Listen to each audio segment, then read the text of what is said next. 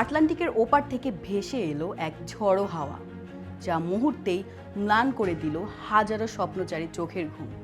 যে দেশটিকে ভাবা হতো সম্ভাবনা স্বর্গরাজ্য, সে মার্কিন যুক্তরাষ্ট্রের দুয়ারে আজ এক অদৃশ্য খিল এঁটে দেওয়া হলো।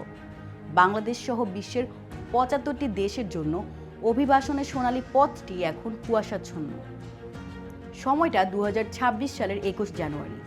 ক্যালেন্ডারের পাতায় দিনটি সাধারণ মনে হলেও কয়েক লক্ষ মানুষের কাছে একটি দুঃস্বপ্নের প্রহর হয়ে দাঁড়িয়েছে। মার্কিন পররাষ্ট্র দপ্তর এক পত্রে ঘোষণা করেছে তাদের কঠোর সিদ্ধান্তের কথা। কারণটি যেন আরও তীক্ষ্ণ। তাদের ভাষায় এসব দেশ থেকে আসা মানুষরা নাকি মার্কিন রাজকোষের ওপর বোঝা হয়ে দাঁড়ান। আশ্রয় চেয়ে এখন আর্থিক দায় মুক্তির হিসাবটাই সেখানে বড় হয়ে উঠেছে। ৭১-এর রক্তাক্ত মানচিত্র থেকে উঠে আসা বাংলাদেশ আজ সেই তালিকায় অংশ, যেখানে ঠাঁই পেয়েছে আফগানিস্তানের রুক্ষ পাহাড় থেকে শুরু করে ব্রাজিলের অ্যামাজন তীরের মানুষ।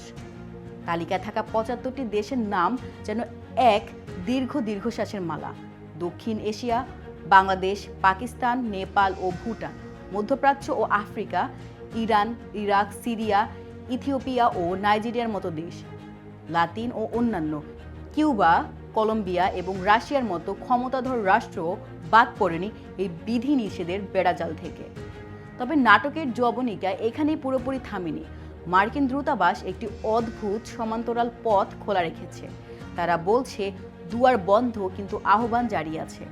অর্থাৎ আগ্রহী প্রার্থীরা আবেদন করতে পারবেন, দীর্ঘ লাইনে দাঁড়িয়ে সাক্ষাৎকারের মুখোমুখিও হতে পারবেন, কিন্তু দিন শেষে সেই কাঙ্ক্ষিত ভিসা নামক মোহরটি পাসপোর্টে পড়বে না। তবে সাধারণ ভ্রমণকারী বা পর্যটকদের জন্য ডিজিটাল ভিসা এখনও বহাল থাকবে। অর্থাৎ আপনি সে দেশে বেড়াতে যেতে পারেন, তাদের ঐশ্বর্য দেখে মুগ্ধও হতে পারেন, কিন্তু শেকড় গড়ার স্বপ্ন দেখা এখন নিষিদ্ধ। দর্শক, আপনার কি মতামত? কমেন্টে জানান।